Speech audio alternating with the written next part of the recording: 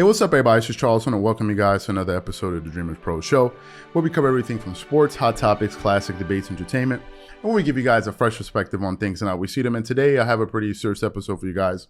Of course, it's going to stir up a lot of conversation, but it needs to be said. So, I've been thinking about something for quite some time, this topic, but I really haven't had the opportunity this season to really cover it because there have been so many other things happening, especially from a day-to-day basis.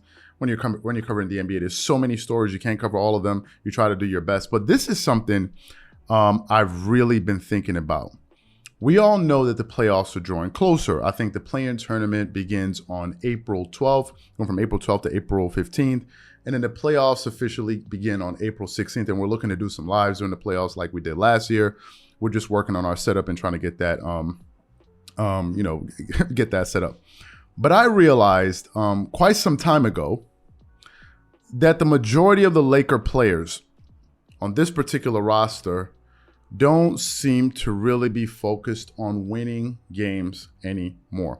I believe I said that sometime in January or February. You could just kind of look at their body language and you could tell like these guys were mentally starting to check out. Why? Because going into this NBA season, the Lakers were picked or selected to be the team that was going to represent the Western Conference this season. So I'm sure a lot of the players were hype and like, yeah, we're going to do it and all of these different things. But after the first 20 games of the season, the Lakers had a 10-10 record. And I think some of them, maybe after the first 30, 35 games, started to realize, like, wait a minute, we're not really a good ball club. And I think a lot of these guys started to understand that they don't have much to play for this season. They didn't seem like they were really interested in winning, although when you see them, when they talk, they kind of give you the normal line, yeah, we're trying to figure it out and all of these different things.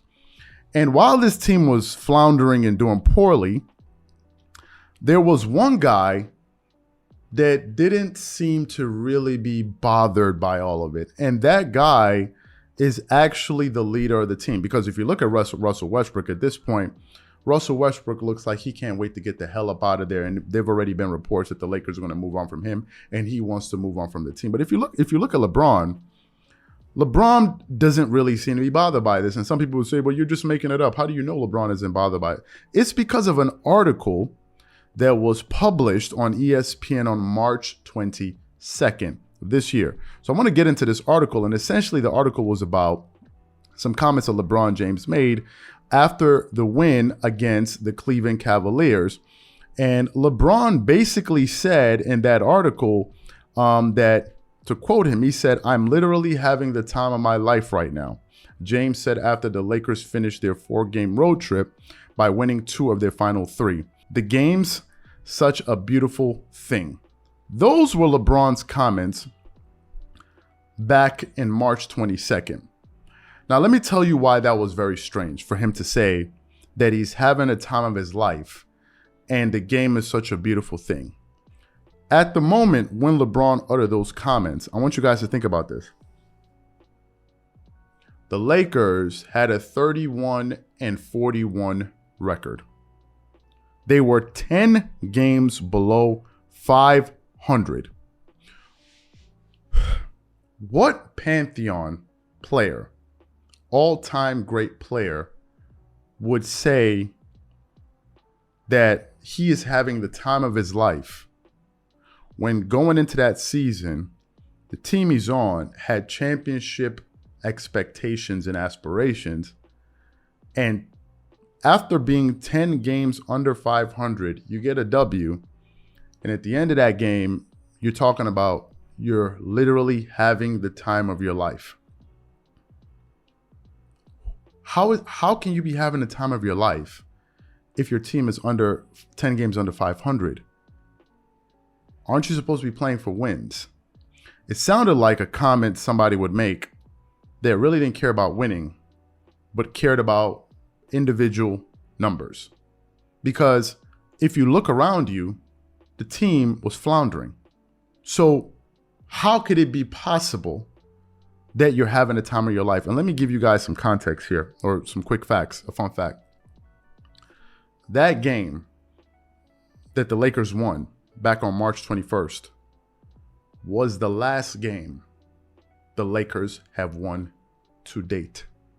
The Lakers haven't won a single game since March 21st. But every day you turn on the TV, you listen to the Nick Wrights of the world and others talking about LeBron James' greatness. They're talking about a 37-year-old that's about to lead the league in scoring. This has been their talking point all season long. What I've come to realize is that LeBron and his followers are not about winning. They're about stats and narratives. That's what they're about. It's not about winning. It's about the narrative. You can't possibly say that you are about winning and then take a player, with a 4-6 record in the finals, take that record, juxtapose it with another player with a 6-0 record in the finals, and tell me that you're all about winning. And tell me that between these two players, the one with the 6-4 record or 4-6 record is the greater winner. You can't be serious. You can't be. Because even if you went to the finals 10 times, you lost 6, you're still 2 championships short. So the guy with 6 championships has 2 more. So if you're about winning, wouldn't you just quickly concede that, wait a minute, although I like this guy, the other guy won more. So I can't possibly say that this guy's better because I'm about winning. And if I'm about winning, got to tip my hat to the guy that won more. They don't do that. They're about narratives. This season is all about narratives. And it made me begin to think about what's going on with the Lakers and LeBron. And I was watching bits and pieces of that game yesterday against the Denver Nuggets. As I was watching the game, LeBron was there on the sideline. Looking cool, whatever. Shout out to him. He was looking fly. Do your thing. Was sitting on the sideline, and his team was getting ankles and elbows put on him. And they were losing. And I said to myself, wait a minute. The Lakers are in the 11th seed in the Western Conference, in jeopardy of missing the playoffs entirely and possibly ending up being a lottery team. The Lakers are most likely, at this case, going to end up being a lottery team. They have 4 games left in the season. 4. 3 out of those 4 games are going to be against teams that are above 500. If LeBron is transfixed on winning, why isn't he playing? Now, some people will say the reason LeBron is not playing is due to an ankle injury that he suffered. I said, fine, granted. But I remember seeing Michael Jordan the last 2 years of his career with the Washington Wizards, where he was having knee issues. And they literally had to drag Jordan off the court. And Jordan wasn't even playing to get into the playoffs. I think he had an opportunity, but I think Jordan felt this strong sense of obligation to go out there and play in front of the fans that were coming to see him. Jordan had this sense of obligation to the fans. You couldn't drag him off the court. I remember Kobe going into the playoffs, and he dislocated his shooting finger. His finger on his shooting hand. And instead of opting for surgery, Kobe decided, you know what, I'm going to tape my fingers together. Y'all remember the apparatus that they put on his fingers. And he said, I'm going to play through the playoffs, and he won a championship with a bad finger. And the reason that Kobe Bryant did that was because he knew if he got surgery, he would miss the playoffs. So he sucked it up. He went out there and played because he knew a championship was on the line. But if you look at LeBron, LeBron doesn't have the body language of somebody that's bothered. I could be wrong, but I don't get that sense from him. And I said to myself, wait a minute. There are 4 games remaining in the season. The Lakers are in jeopardy of missing the playoffs. Why isn't LeBron playing? They'll say, well, maybe he's injured. And then I went to go do some quick research, and I realized something. as we currently speak, he's leading by some decimal points or whatever it is in the NBA scoring title. As we speak, LeBron has played 56 games. In order to be eligible to win the NBA scoring title, you need to have played 58 games. And I said to myself, how much do you want to bet? How much do you want to bet that he plays at least the next 2 games?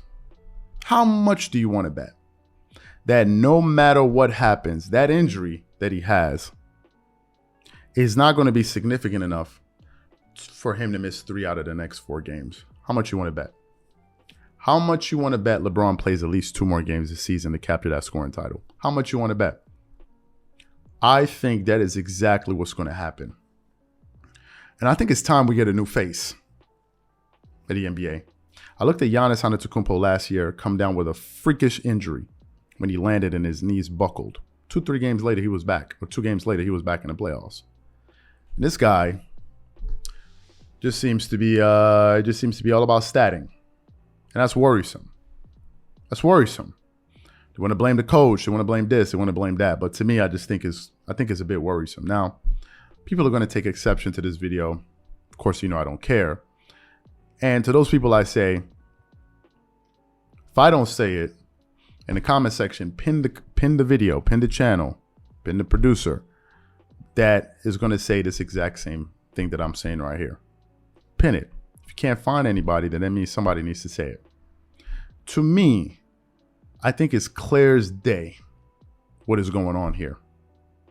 Again, this is why I have Jordan and Kobe ahead of LeBron all time. These type of antics.